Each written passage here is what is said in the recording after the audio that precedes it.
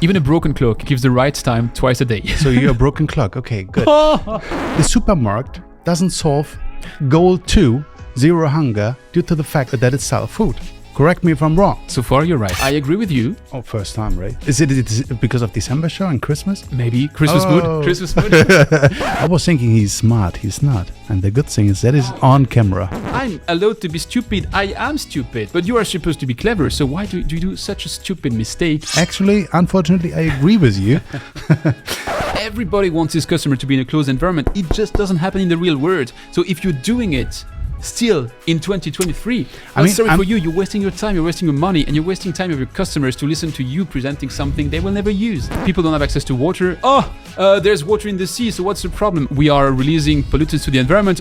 If I drink from my bottled water, there's no problem. Oh, God, why do we have to deal with that? Ready? I'm ready. There are so many valuable things in wastewater, but right before, let me start with some politeness. Hi, Björn. Hey, Antoine. Welcome to Germany again, the second time in a row. Yeah, that makes quite a lot. And I tell you what, we have Christmas. It's the last show of the year. I have a present for you. I will invite you to the Christmas market after the show. What about that? Is that okay? Okay, that's nice. Now I'm pumped up. So what's on our plate for today? We start with the editorial, right? Yes, we will talk with the editorial, and the editorial this time is about SDG6, ESG, and that these kind of goals are misunderstood, especially from a couple of companies from our water industry. But wait, we recorded last year that we wanted that to disappear in 2022, so it didn't disappear, apparently? Actually, they are still there. And actually, that makes for a smooth transition, because my top 3 is going to be about these 3 things which I desperately want to be disappearing in 2023. So watch out for that, because right after this, we move into our big deep dive of the session, which is about resource recovery. Resource recovery this time, and what to do with the wastewater, what is inside the wastewater, how to get out the phosphorus, the lithium, the cobalt, things like that. Really, we have really resource water we should talk about. And I tell you what, we have a guest this time. Actually, that's something we told you several times. If you want to pitch, that show is yours as well. So come, and we will be very happy to have a spot for you. And that is how we have Davide today, who comes to tell us something about the dirtiest part of wastewater, the sludge, which he's turning into bioplastics. So stay tuned for that, and let's go for the show. I'm ready to fight. Or you're gonna lose.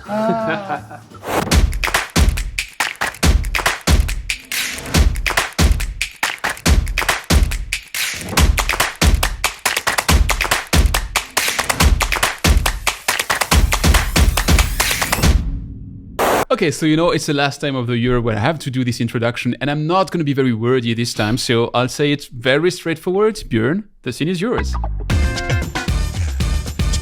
So I would love to talk today about the SDGs. Okay. Especially that the water industry still hasn't understood the SDGs. I mean, we know that we have 7 SDGs, and for us... 17 goals. And number 6 is about water. And still... I mean, it's not the first time that we talk about that, right? Still, we have companies who are saying, well, we solve SDG6. So what that means, we are in compliance with that. I think we have to come really clear to the point. The SDGs they were not made for companies itself. They were made for countries to solve the global issues. And then you can break it down for sure that you take the community, that you take the industry with. But a water company doesn't solve SDG6 if they have a product which treats the water, right? So that is the point. And still we have companies who are doing that, which are saying that. And mostly because of the reason is because of the investors, of the stakeholders. They want to greenwash themselves. And what I see right now is even with the ESGs, environmental, social, and governance, I see that we have water as part of the environmental. So more and more saying, well, we are a green company, we are fulfilling ESG as well because we are doing something with water, which is not true. It's like the same, the supermarket doesn't solve goal 2, zero hunger, due to the fact that it sells food.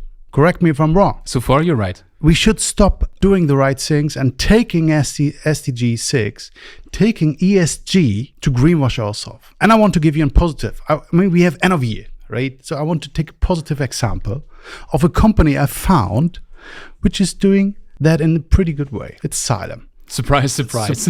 I'm not involved in Salem, right? I don't have any business or any relationship with Salem directly. But I read the report, the ESG report from last year, and I found it so much interesting. I mean, you're reading your stuff, and you're blaming on me that I read sustainable reports. I read that one because I interviewed Austin Alexander, who is in charge of that for Xylem. So cool interview on my podcast. That was my plug, which I have to do all the time. And it was so inspiring for me to see the ambition goal. One was that they said, we want to engage that at least 95% of all Xylem employees doing volunteer activities. And they have achieved last year 78%.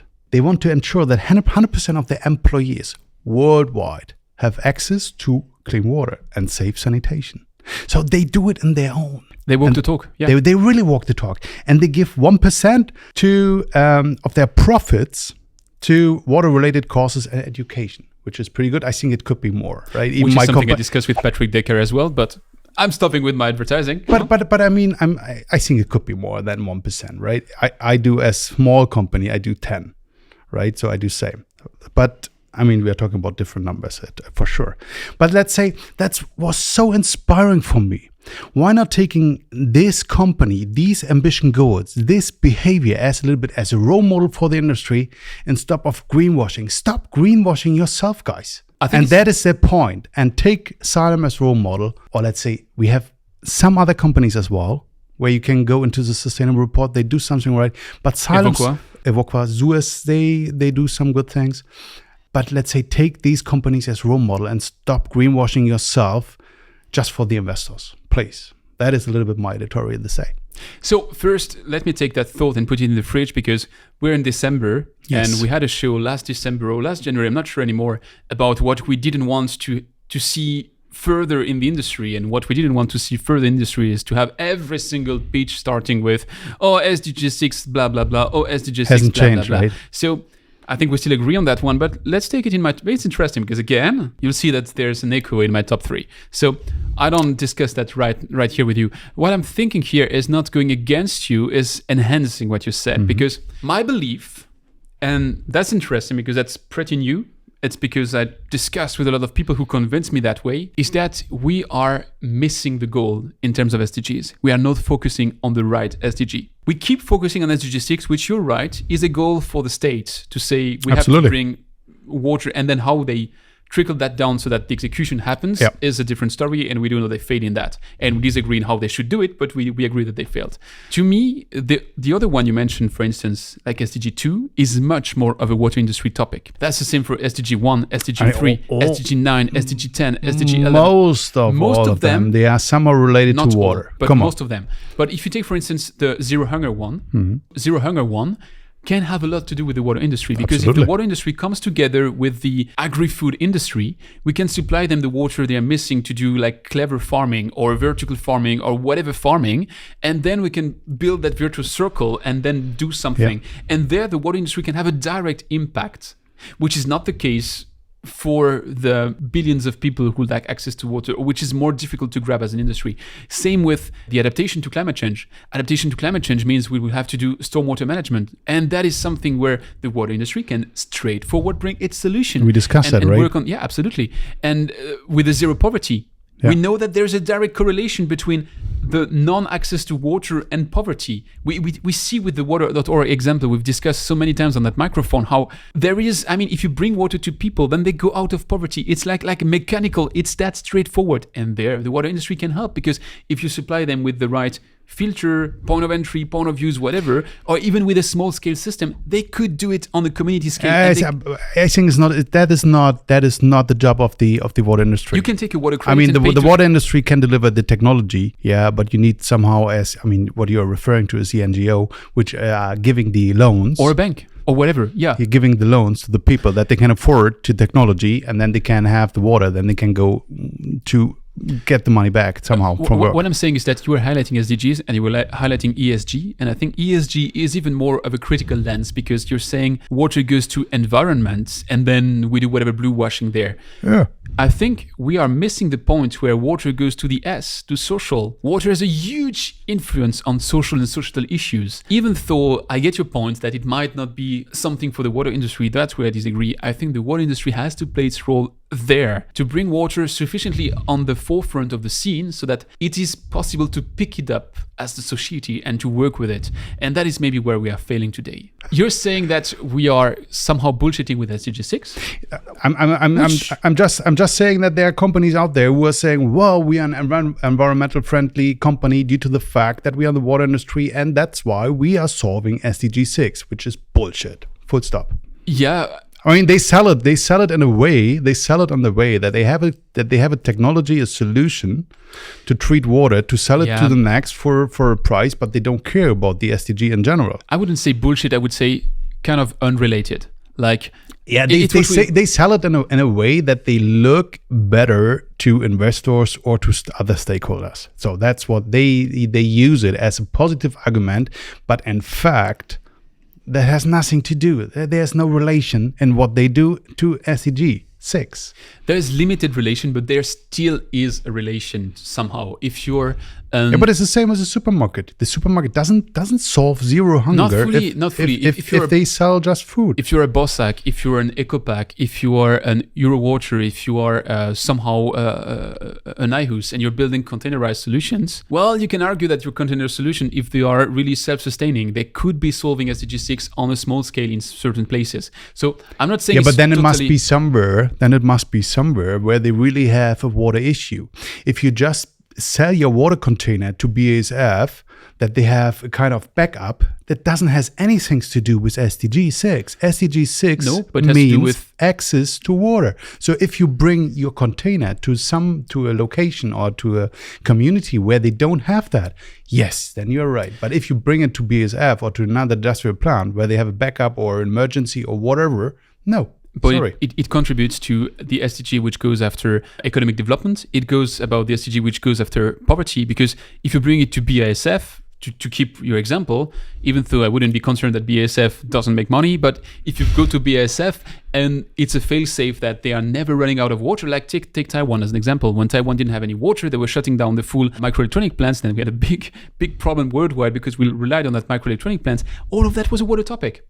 And there the water industry can support by providing the right solution to industrials one-to-one. Yes, you see. But it's not SDG6. It's not SDG6. You see the overall. You have a perspective right now from a helicopter. Right, you see how that works. But the company who is just claiming, hey, I'm doing something for SDG6 because I have a technology to treat water, I have a membrane or a pump or whatever, has nothing to do. Forget the SDG6. If you go to that is how the industry is playing that. But if you go to that microelectronics player and you say, look, I do know that the way you do normally is to take water from the ground or for the utility. Okay, but what happens if there's no water anymore? You don't want to hire water engineers, do you? No, you don't. So you don't want to be building your own skids yourself. No, do you? No, you don't. Do you want to build your own containers? Do you? No, you don't. So as a water industry, we can come and say, look, we supply you with that water. Whatever happens outside, you become really autonomous with your water because we build a reuse loop. I'm taking now an absolute example. That is, to me, a point where the water industry has direct influence on an SDG. It just happens not to be SDG6. And nothing to do with SDG6, right? Exactly. And that is a shift of mind. And actually, I got that shift of mind when I was discussing with John Robinson or with Kevin Soffen, where we were really discussing those elements of water, not as water, like water is life, but water as water is a risk.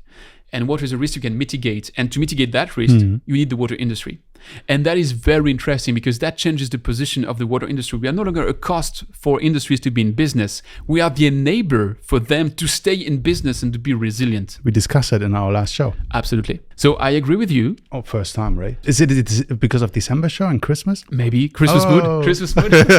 But maybe we should get that message a bit more out. Thank you. But let's continue the discussion in my top 3 because you see there's a link. Really? Yeah. So you have it's not really a link. You sneaked into my notes, right? As always. It makes for a smooth transition. Let's go to that right now. Actually, I advertised how there's a link. The link is that in my top 3 this month, as we're in December, it's like my prayer to the water industry. There are 3 trends which I want to be disappearing forever. And you'll see that there's a link to what we said last year. Last year, we said that the trend we wanted to see like stop and disappear is people saying, oh, 2.2 billion people are lacking water. Hence, here is my thing, which has nothing to do with it, but that's the way I present it. Yeah. So that's what we discussed. And a bit into the same direction, there is my number 3, which is I want to stop hearing about the 40% lacking water, because that is too easy. I mean, everybody takes that. Me the first. I include myself fully into that. We take that 2015 report from the World Bank and the OECD, from McKinsey, which says that 40% of the water will be missing in 2030. And you see all the big bars, they add up and you see that big gap and say, oh, where will we find that water? And I know we discussed that some months ago, even with Walid at the time, where he said, and he's right, that the world will not dry out. It's just that we will find solutions. So it's about what are these solutions? And it's so easy now to say, hey, 40% of the water is missing, hence I do. It's the same bullshit than this SDG6 wave. So a real problem, I'm not undermining the problems or downsizing the problem. We are really gonna miss water if we keep doing what we do. The thing is that I hope we're not that stupid and we don't keep doing what we do. And so we should explain what we're doing differently so that the gap doesn't exist and we stop just justifying everything by that gap. But is that really the case that we are missing water someday? 97% of the water we have on Earth is not used, or let's say just little used. Yeah, but we discussed last month how desalination is not a magical pill, so don't come back with that. No, I'm not coming back. But let's say if we are really missing water, I mean, there's enough water in front of us. That's what I'm saying. And I'm a big believer in scientists, and I'm a believer in engineers. And if it comes to the people that we all have no water anymore, they will find a way. We always did. That is our history. Back to the Stone Age, we always found a way to overcome the issue we have. So, and let's say I don't see really. I mean, the 40% is a little bit on groundwater and on fresh water, and that we pump back water we use and things like that. I got it. But in principle, we will never run out of water, because water we have enough. We need just to find a clever way how to use it and to. You're even going to the real matter of the problem, which is not really my point. My point is not how do we find a way to solve it, because I'm confident we will solve it. I'm just saying, exactly like this SDG or ESG washing, we should stop with the, hey, there's 40% of water missing, hence I'm having a solution for that. Or yeah. So that is really my point here. It's like, stop just using that as a totem and saying, I'm solving for the totem. So that's one. My number 2 is about digitizing and building your own platform. If that is a trend which could please die in 2023, I would be so happy. The thing you see is whoever and their dog nowadays in the water industry says, I have a process, my process now gets a digital twin which gets somehow in the cloud and also connects to that special platform which I'm building for you, Mr. Customer, and I'm doing everything. I'm building a full vertical, and everything along the vertical is done my way. And then it's like customers look at you and they're like, okay, I have already all those tools out there, and you're saying that for every single tool you're building a vertical, and all these verticals don't speak to another because they are just new silos, digital silos, and that is a pure nonsense. And so many people are doing that mistake, and I'm very, very, very free and open to say that, because I'm working for a company, GF Piping Systems, which did that mistake. We said, people are welding their electrocoupler out there in the field. We put all this information on it. We put traceability, we put welding data, all of that. What if they wanted to save that in the cloud and have all this information? And yes, that is really an added value. But what did we do? We built a GF cloud, and then we rolled it out. And then we went to the customers, and the customers said, hey, awesome guys, we're never going to use that. And I was like, you cry and say, why? We've developed that. We spent millions on that. And it's a huge added value. Yes. But we already have digital tools. Why don't you connect to our existing digital tools? What did we do? We listened to the customer, and we rebuilt our entire system, and we build it into the existing tools of the customers. And I thought maybe we do the mistake because, after all, it's new for us to sell services and to go a bit outside of what we really know, the hardware product.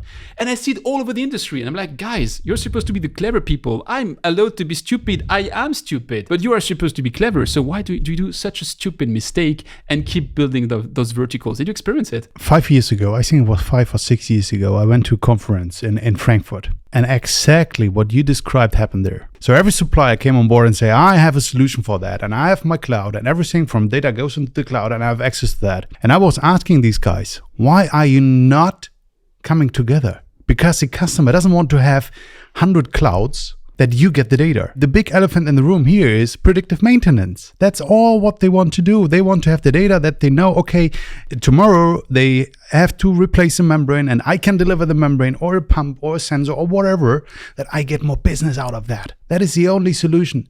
But that is not customer-centric. We are focused on our own. We are focused on our business. Actually, unfortunately, I agree with you. It must disappear. We have to find a solution which is really by the customer. He has to take the ownership about the data. And he has the ownership whether he wants to share with us or not. Maybe there's a storage room or an APC or who really, has everything under control, because sometimes the customer doesn't want to have the entire control. But then we have to rely on each other. We have to trust each other. We have to build teams, and that's what I'm promising and what I'm saying since years. I mean, coming together and building a solution which is really for the customer and no longer for your own. And that, you're saying it needs to disappear.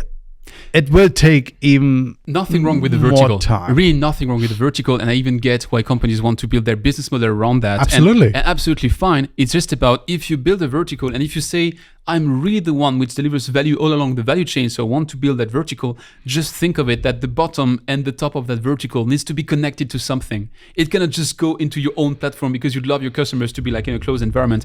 Everybody wants his customer to be in a closed environment. It just doesn't happen in the real world. So if you're doing it still in 2023, for you, you're wasting your time, you're wasting your money, and you're wasting time of your customers to listen to you presenting something they will never use. But look at the digital, right? We are using Apple, we are using Google, we are using Amazon clouds, and then we have all the apps you can connect to. That you get this app APIs, or this solution based on an API connection, and then you have all the integration. That's how it works.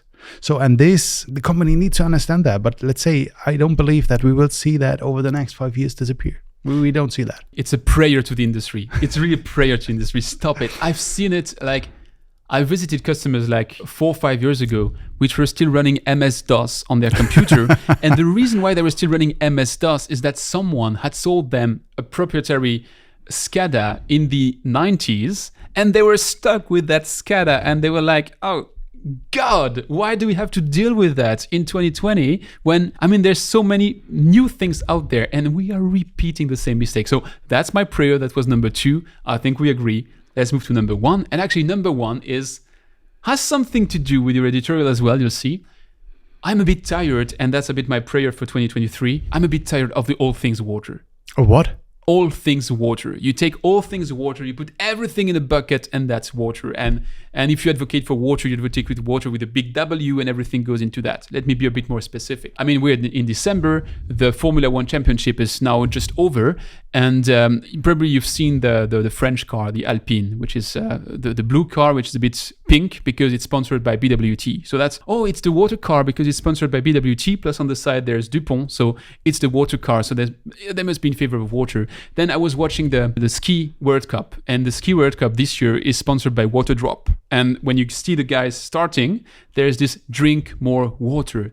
And it's not about drink more water, it's about Waterdrop selling their water drops, which is just giving taste to water. And so far and so on, and it repeats. And you have Xylem partnering with Manchester City. So for all the people, it's when it comes to water, water is a big bucket. The problem with that is that people miss the point. I was experiencing a couple of shit storms on YouTube recently, because people were taking all the problems, putting them in a bucket, agitating them, and then rendering them in comments. I was called a dumb fuck asshole. I was called the stupidest guys which ever existed, and there's a really, really polite way to translate how I was really called. And the reason for that is that people are just mixing everything up. Like you say, people don't have access to water. There's water in the sea, so what's the problem? Or you say, we are releasing pollutants to the environment. If I drink from my bottled water, there's no problem. And the general opinion mixes everything up.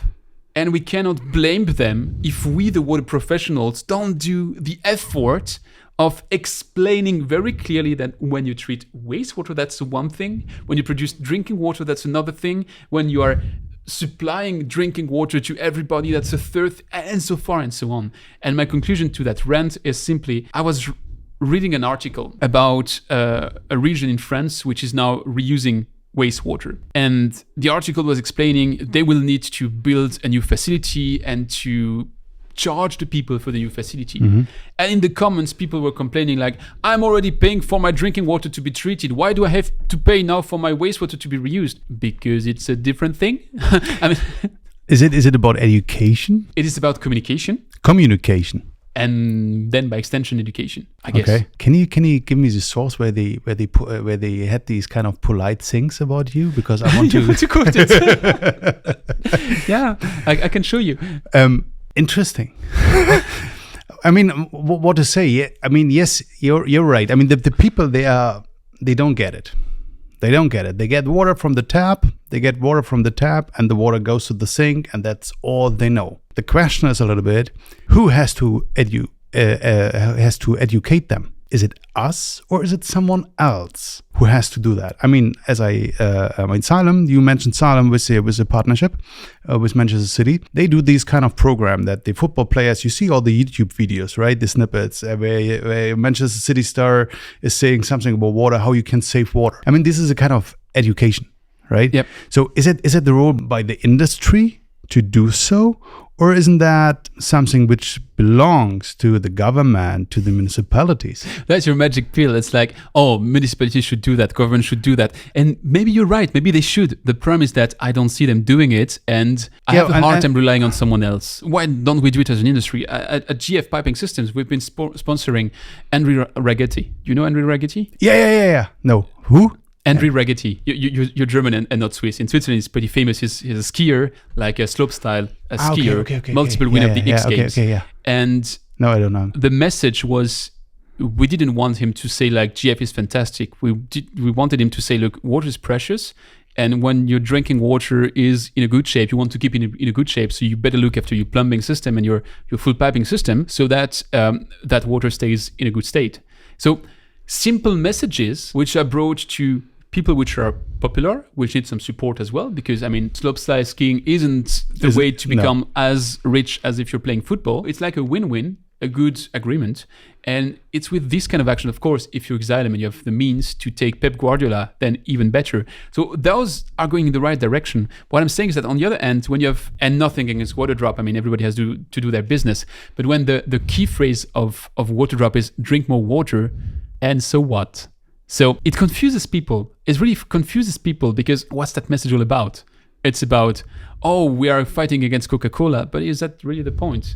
So the one who has the biggest echo wins. And so far, it's not the water industry which has the biggest echo. It's all the bottled water brands of this world which have the biggest echo. So yeah, but again, then we are back to the point. I mean, we are doing business. I mean, I mentioned that in our last episode. We are doing business and we are supplying to other industries. We are not supplying mostly, or very rarely, to the end user, to you and me at home. And that's why there is this missing link. And if this company or whoever that is, government or community or municipality, which is in the middle, doesn't communicate right to the end user, then you have this missing link. Imagine the water industry comes and meets marketing professionals, which would have like their company doing marketing for them. Imagine it's you. Oh, wouldn't you help them in crafting the right message so that you bring the right message across? This is what I do, not more, not less, and not save the world. The point is, what is in for them? The key question is always, what is in for me? Call it this way. So if I am a water company, I'm producing pipes, for instance, or a pump. What is in for me to educate you as an end consumer? In principle, more or less nothing, right? Because you don't buy my pipes, you don't buy my pumps. The question is, what is in for the municipality to do that? Even very low, because they don't care. The people have to take the water. They don't have any choice. The point is, they don't do that because they don't see the sense in a way as we see it. I think it's a bigger issue. We see the silver wave, people leaving the industry and not so many new talents arriving into the industry. And we had the discussion about, is there a drive for people to be in the water industry? If we keep not educating people, there will be no drive for them to come to this industry and to do whatever in this industry. Honestly, I'm in this industry and I have the drive for this industry because my parents were in that industry and I saw it through them. And when I took my daughter there was open doors in the wastewater treatment plant, and my wife was like, why do you hate your daughter that much that you take her to the wastewater treatment plant? She loved it, but you have to present it in a cool way, so that we're going to see things which is really not what you see every day, which is so cool. Water enters so dirty and it goes out so clean. It's magic what happens in between. But you need to convey the right message to the right people and not just say, oh, water is life. And I keep ranting about the water is life. Yes, water is life, but that's not the message. The key really is for me is who has to educate the people. Who? But we will discuss that in a later show. It's a team sport. It's a team sport. We have to do it all together. But you're right. That was the top 3. And if you have some more things which you don't want to see anymore in 2023, come tell me in the comments. I'm really curious about your own things which you'd like to see disappearing. And for now, we'll jump into the deep dive. Ready? I'm ready. With our market-leading brands at Aqseptence Group, we are a global supplier of specialized products and system solutions for filtration, separation, and water technology, building sustainable infrastructure. That's what we've been doing for decades. We at Aqseptence Group are united by our passion and our ambition to create innovative and long-lasting solutions for our customers in industries and municipalities, enabling our customers to protect the planet and its people by using our products.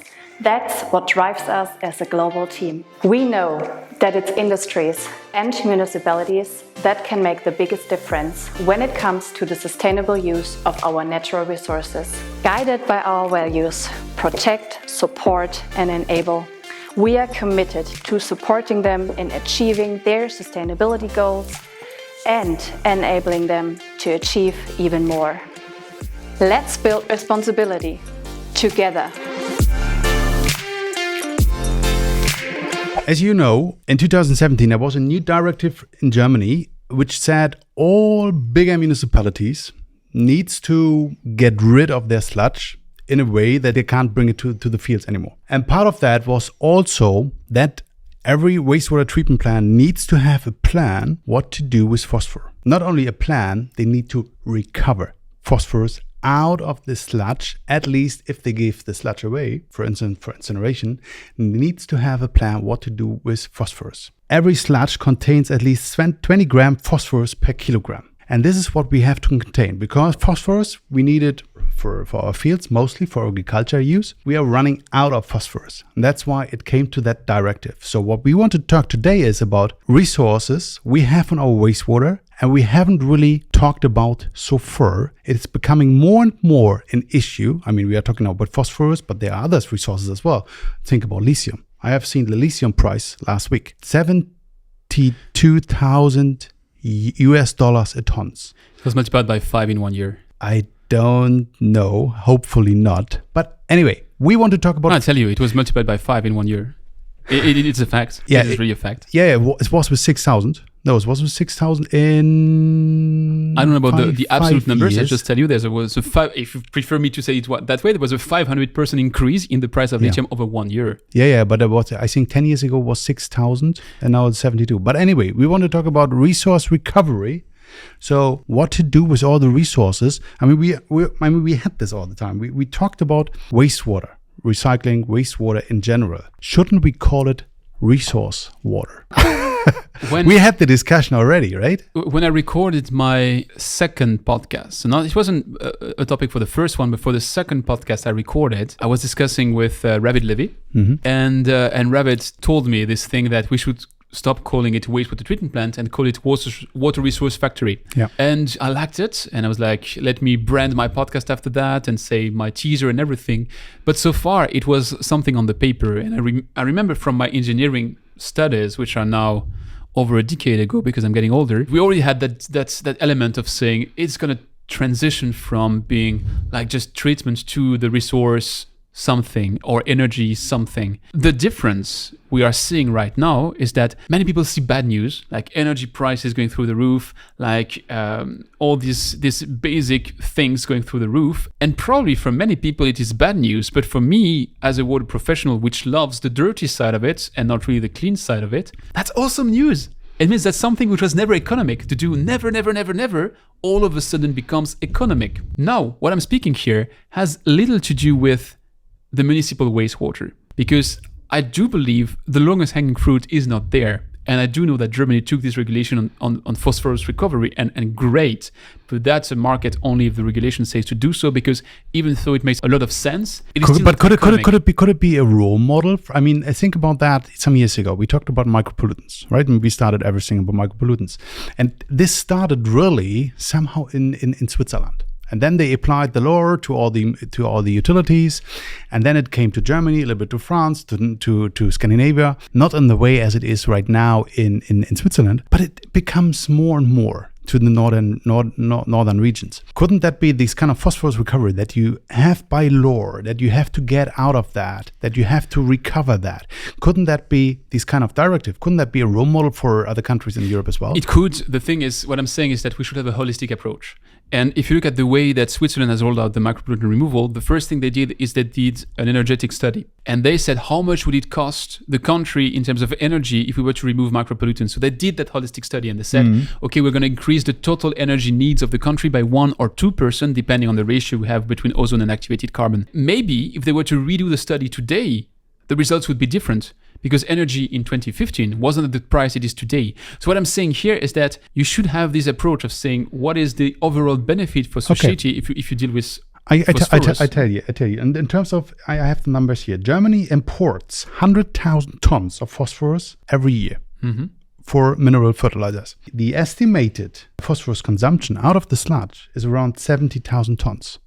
So they could use 70% out of the import they have right now out of the sludge. I mean, what other numbers you need? I mean, in terms of, if you go to other countries, I would guess would be similar.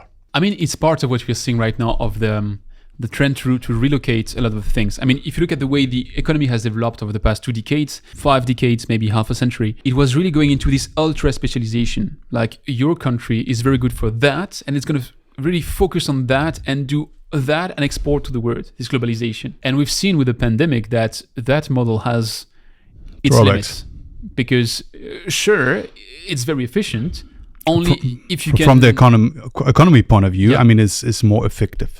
Yeah, but then if there's a pandemic, or if there's disruption of transport, or if there's a war, or whatever can happen, well, you have a problem. And to that extent, maybe phosphorus is a good way to approach it, because the reason, let's be honest as well, the reason why Germany took a regulation is because technically it became feasible and it wasn't that expensive. So there's a curve between the price of something and the added value of that something. And when those curves cross or are almost touching, then the regulator jumps in and says, let's do something about it.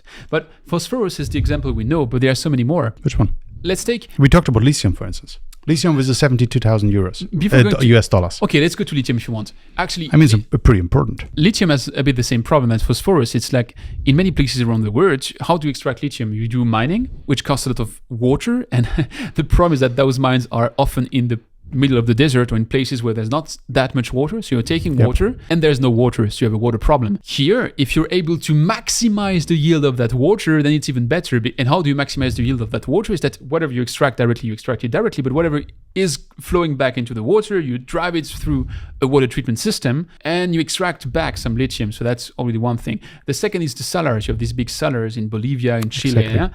Yeah? And there as well, they're taking water from the deep underground and they're letting it just evaporate for 2 years. What if you could speed that up? It takes time, yeah. And that's why the lithium sector in the US, the direct lithium extraction sector, has been raising billions just out of the promise that with the technologies we have today, with high pressure reverse osmosis or with ion exchangers or with the combination of all the above, you can nowadays extract lithium faster and in an economic way, because lithium, as we just discussed, multiplied its price by 5 over 1 year. That is one of the examples, but there's a very low-hanging fruit there, which is you have these electronic plants, semiconductor facilities, they have wastewater. Absolutely. And in that wastewater, there is this cobalt, this lithium, this nickel. But there are companies who are extracting these kinds of metals and resources out of the wastewater. Yeah. I mean, there are programs. That's happening, and that's happening more and more because it's economic. Absolutely. Before it was like a move which you would do to be circular. Now it's a move you do because you're not stupid and you want to earn money back because that wastewater is worth you can resell more. it. Yeah, exactly. Now imagine a moonshot. That one is really a moonshot. You will have to be to use some abstraction. We are talking about PFAS and we're like, what do we do with PFAS? You know that the US took this new regulation saying that, not regulation, like recommendation that you should be treating PFAS now at parts per quadrillion. And the American Wastewater Society said, fine, if we do that, it's going to cost $370 billion. Who's paying for that? The answer is nobody's going to pay for that. So treating PFAS is maybe not that clever. Because what do? Those PFAS exist out there because we need them. You need those PFAS for your Gore-Tex. You need those PFAS for your shower. You need those PFAS. And then what we do, we produce it. We put it into the water, in our bodies, everything, and then we say, maybe you should destroy it. Maybe instead of destroying, we could be extracting those PFAS from the water and recycling the PFAS and bringing it back into the economy. And that sounds like science fiction, but it's not. You have companies like Pure Affinity, which are developing those kind of process and which proved it to be feasible and doable out there at small scale so far. But that means that on the long run, we could really close all the loops, including those loops which we estimated would be impossible to close. You said nobody is paying for that, which is wrong. I remember that September, October last year, 2022, there was a new law, or let's say even a recommendation in California, that the fashion industry has to ensure that there's no PFAS in their clothes. How can they ensure that? They go back the route and then they have to care about the water. So if they treat the water in a different way, they have to increase their prices for the clothes. Who's paying for that? You and me. What I'm saying is that it's maybe not clever to do so. It's maybe not clever to produce, treat, and destroy because that has a cost. Cost means also energy for the treatment and for the production, means also carbon emissions from all of that. And maybe the most clever thing is not to produce, break. Because what is PFAS? It's a very long carbon bond. When you're releasing a lot of carbon to the atmosphere, that's not very clever to do. If we are able to recycle something like PFAS, I don't want to do like a full deep dive on PFAS. I'm just saying that down to the PFAS, today we have technologies which are able to bring this back into the circular economy. And I know that... But we can only... Yeah, but if it doesn't make any sense from the economic point of view, why you should so? Why you should? If you don't have an issue with the PFAS... It depends why you should recover that. We have issues with lithium. We have issues with phosphorus. We have issues with cobalt to get them out of the ground, and it is endless. So full stop.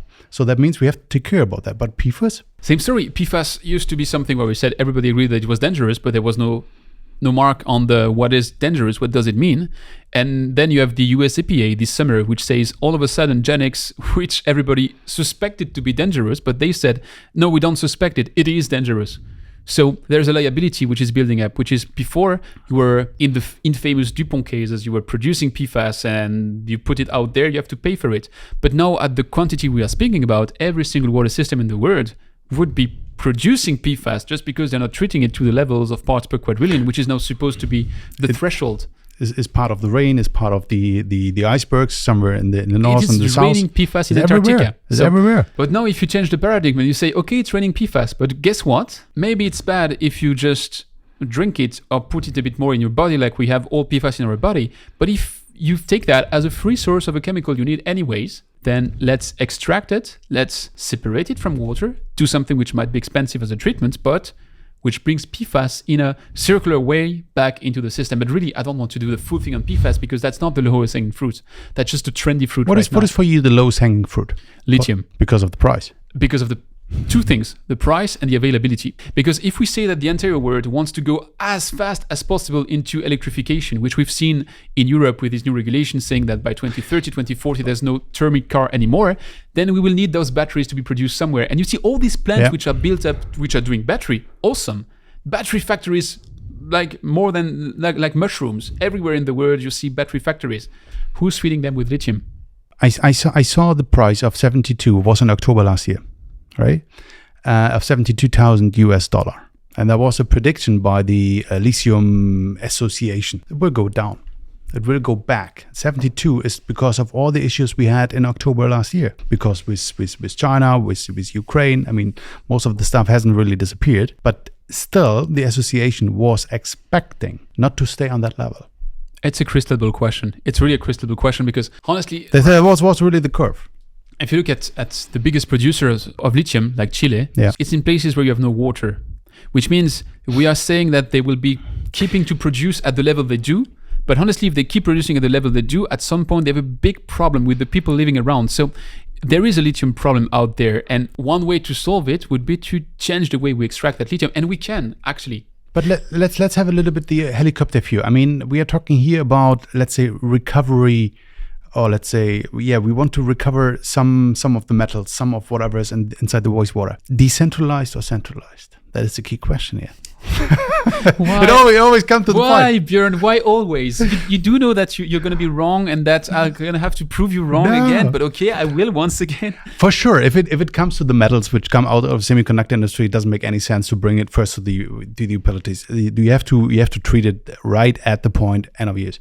So, but for instance, phosphorus. Doesn't make any sense to have phosphorus recovery somewhere at the industrial plant. Makes no sense. Agree. Say again? I agree. Phosphorus has to be central, but why? Because it's in Germany and it's in Switzerland so far. And honestly, I don't see it happening anytime soon in the rest of the world. But maybe. But maybe. You don't know. Not the biggest specialist of the question, so I'm not going to say something. You're always wrong with your crystal ball. No, but when you asked about lithium. In lithium, it's going to be decentralized. Absolutely. Yeah, absolutely. I mean, we are next to this Rhine Valley. In the Rhine Valley, there is this geothermal plants.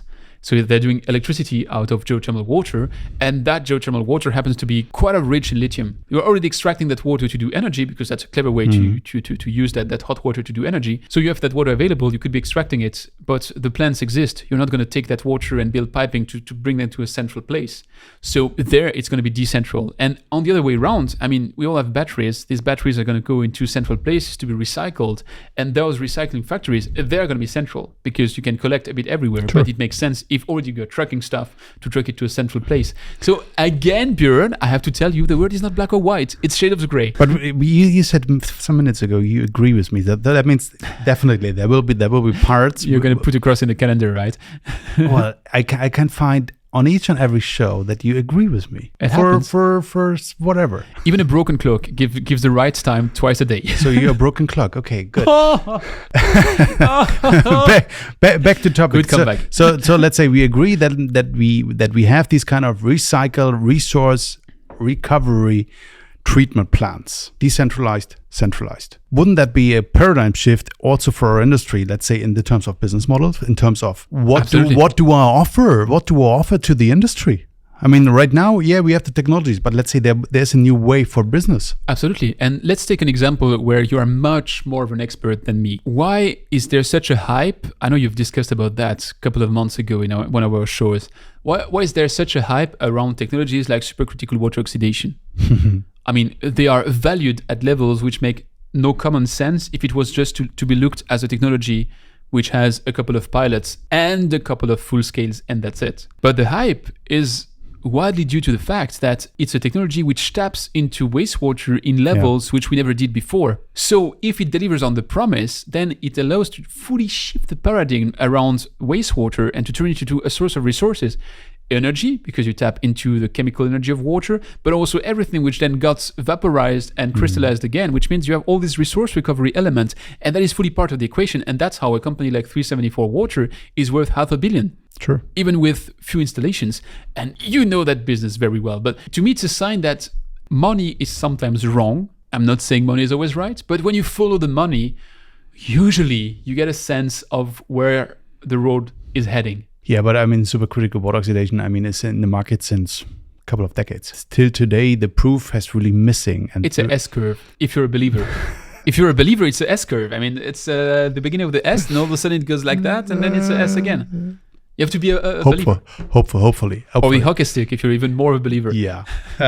Hockey stick would be really the best example for that. But you're right. I mean, but I'm always right. But we have to, but we have to find the business model to go to the industries to help them to recover the resources which are inside the wastewater. And that is, for me, a prediction for the next decades. Definitely, there's a huge market for that. So far, we are just going to we treat the wastewater, that it is part of the regulation, that you don't pay a fine, that you don't have any issues with your production. But now, hey, look, we look into that and we recover that. And then you can either reuse it or you can resell it. And that makes a big difference. Okay, let's take that then as a conclusion, as a Christmas wish. I mean, it's the saying, we've never been as close from Christmas as we are currently, but I take it as a Christmas wish to say that we might see anytime soon those business models developed and that full shift of paradigm, because I think I mentioned the S-curve for supercritical oxidation, to tease you a bit, because I know it's a topic where you're the expert, but I think we are experiencing that overall as an industry. We are at this tipping point where the first resource to recover is water. I don't want to go into that because we've really discussed that. But water has passed the tip of the S-curve. Is really the water reuse is now in that high riser. And I think that all the resources, the one you discussed, like phosphorus, the one I added, like lithium, are really in that stage where it starts to make a lot of sense. It will even more in a couple of years. And it's going to be So a prediction for next year, we will see a couple of companies who can extract lithium from the water perspective. They exist. They are out of the water industry. Yeah, there are 20 OEMs who do that in the US right now, which are selling around the world. You have a couple of German companies. You have even much more in China, which are doing that. We are going to see them. Not all of the places in 2023, but in the next decade, that will become one of the standard things, which is if you can do it cleverly, and don't use those huge amounts of water for something which is a bit outdated. But I think we should really focus on all the resources which are part of the wastewater. Absolutely. Not only just say one. Yeah. If you start to extract things and you have everything in particulate, it's not like, oh no, that fish is not interesting, I put it back. No. But that's what we do right now. Right now, we're saying, okay, we need just to have those kind of regulations. We have to have a COD like this, a BOD like this, and then we can go to bring it to the municipality. That's what the changer will be. That's why you called it very rightfully, a change of paradigm. Absolutely. Okay, so we were talking resource recovery just a minute ago, and actually we've told you several times that if you have something cool that you want to pitch to us, we really want to have this platform to exchange our clever, new and fresh ideas. And that's what we're having today with Davide. Hi Davide, welcome to our water show. And I'll shut my mouth straight ahead and let you the floor because it's time for your pitch. Thank you for inviting me here. Let me give you an overview of what B-PLAS is. So wastewater treatment plants are often referred to as biorefineries, but there are various ways to characterize this definition, right? So in B-PLAS, we started with two premises. Municipal, industrial, and agri-food sludge show growth trends in terms of quantities and overall cost for treatment and disposal, while the European Union and national regulation are becoming more and more strict.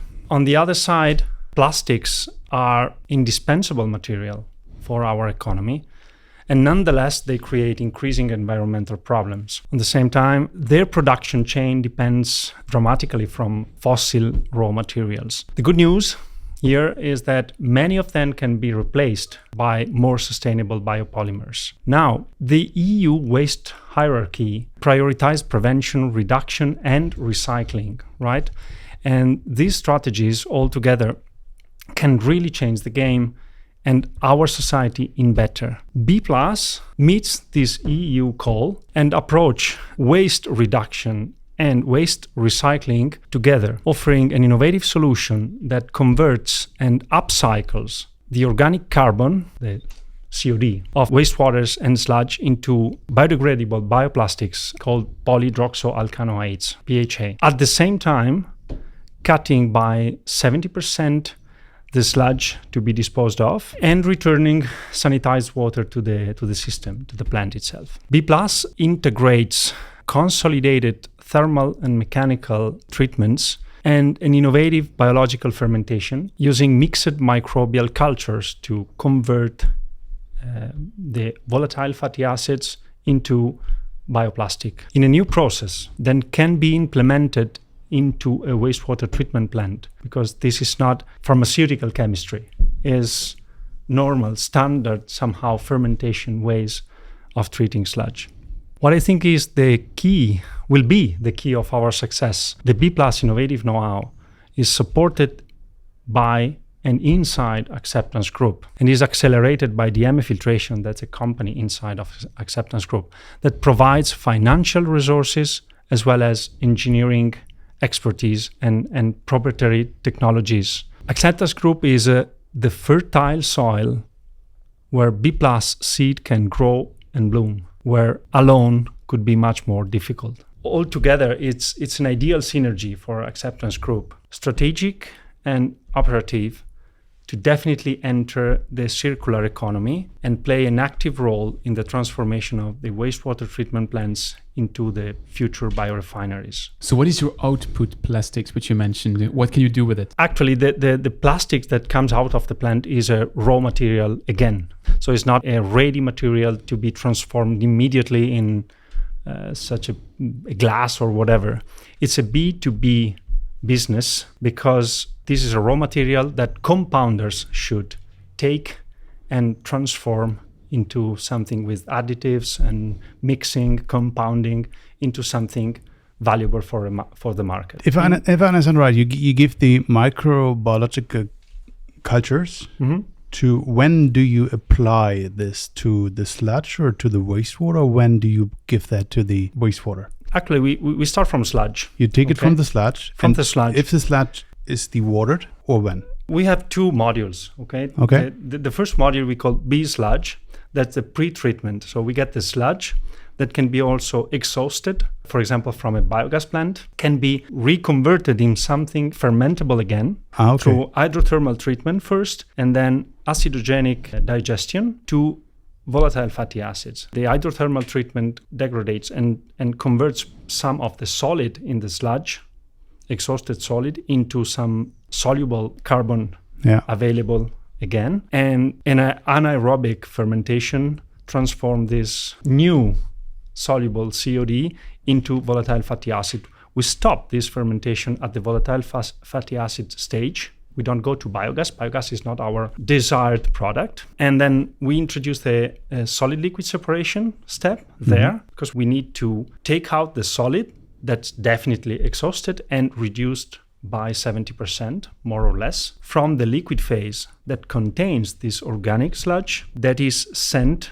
to the aerobic fermentation with mixed microbial cultures. These volatile fatty acids in solution in the waters are further digested into polydroxyalkanoates.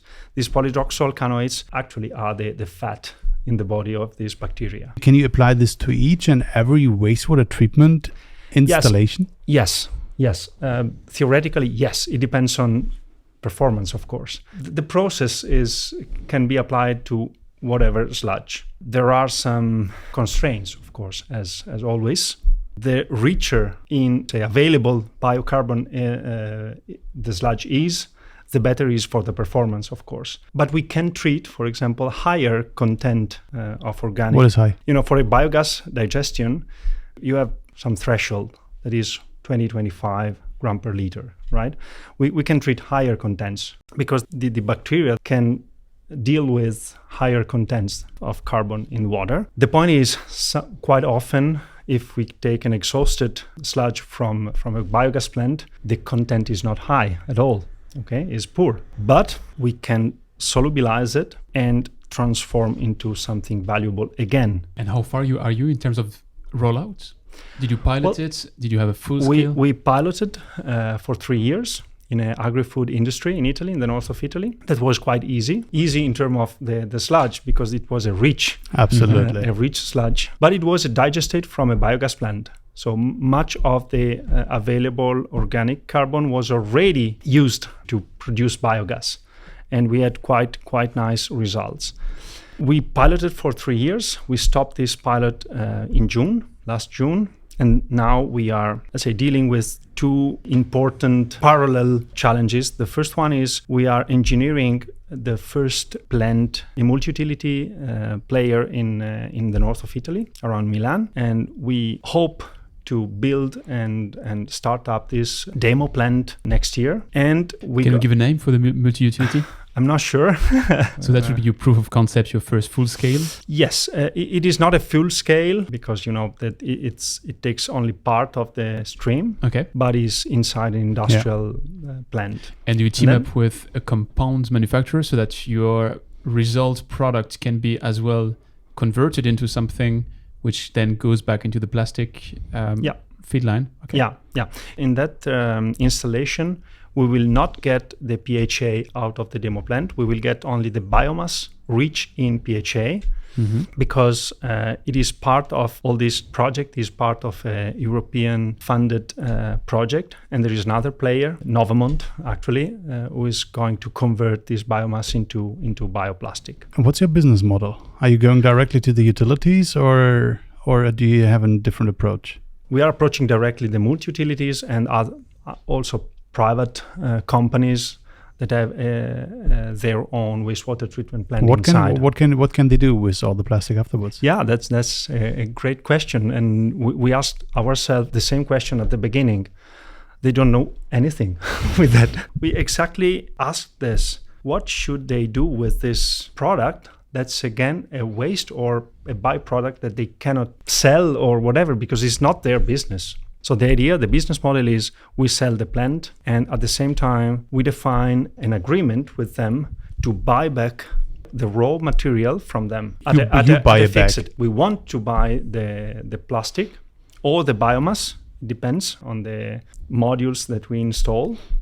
And then it's our problem to find compounders. That's a challenge inside the challenge. Aren't you a plastic manufacturer for pipes? We don't do the compounds, but we work with a compounder, of course, working for GF Piping Systems, and we're turning that down. Yeah, I'm not sure that piping is the right let's say end of life for these byproducts, but we are thinking more to say agricultural products or fisheries or even cosmetic. Microplastic in cosmetics are transitioning to bioplastics because this is just dispersed in the environment and biodegradable bioplastics can at least biodegrade. Exactly. So when do you expect your full scale? We got European fundings inside a LIFE project. That's Cross Life is called, and we have to build 2 plants.